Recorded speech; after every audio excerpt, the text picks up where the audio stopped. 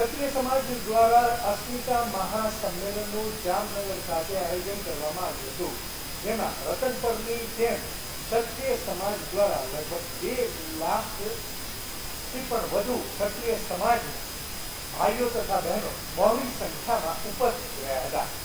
કરણી સેના દ્વારા રાજપૂત બહેન દીકરીઓ વિશે કરેલ ઉચ્ચારણને રૂપાલાને હટાવવા માટે ભાજપ સરકારને વિનંતી તથા આવેદનપત્ર આપવામાં આવ્યા હતા, તથા સરકાર દ્વારા કોઈ પણ ગણતરી કરવામાં આવી ન હતી.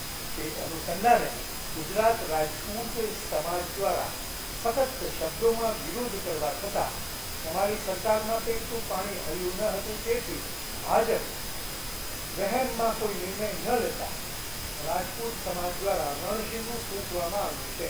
તે અન્વયે આવા કાર્યક્રમો આપવામાં આવી રહ્યા છે, જેનો જોરદાર વિરોધ કરવા સમગ્ર ગુજરાતમાં વિરોધ પ્રદર્શન કરવામાં આવી રહ્યા છે.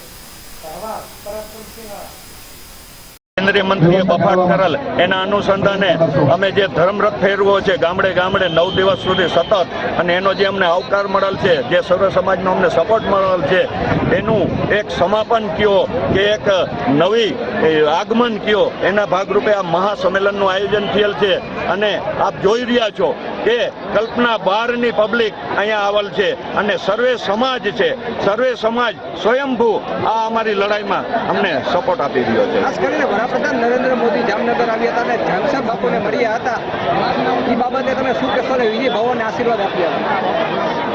કોઈ પણ મહેમાન, કોઈ પણ જો ક્ષત્રિયોના આંગણે આવે તો અમારો ધર્મ છે, અમે એને આવકારીએ છીએ. પણ એનો મતલબ એમ નથી કે બધો ક્ષત્રિય સમાજ એની સાથે જોડાઈ ગયો.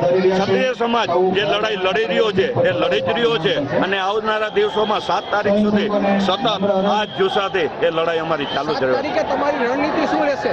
7 તારીખે અમારી 100% મતદાન જય ભવાનીના નારા સાથે ભાજપ વિરુદ્ધનું કોંગ્રેસમાં મતદાન કરવાનું અમારી રણનીતિ.